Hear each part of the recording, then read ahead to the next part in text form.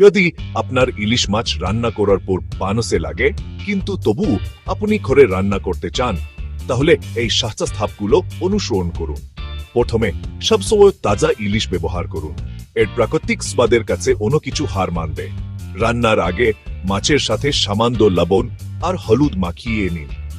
এই সাতটা কৌশলটি মাছের আসল স্বাদ বের করে আনে এবং কোনো অপ্রীতিকর গন্ধ দূর করে।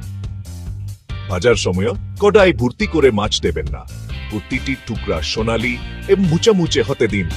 জল পছন্দ করেন তাহলে সামান্য সরিষার তেল আর কিছু কাঁচা মরিচ যোগ করুন। এটি দারুণ স্বাদ যোগ করে আর ঐতিহ্য বজায় রাখে। আর একটা গোপন কথা, সবশেষে কয়েক ফোঁটা লেবুর রস যোগ করুন।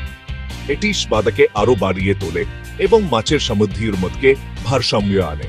পরের বার এই টিপসগুলো চেষ্টা করুন আর দেখুন আপনার ইলিশ সবার প্রিয় হয়ে ওঠে কিনা। আপনার নিজের কোনো টিপস আছে? নিচে মন্তব্য করে জানান।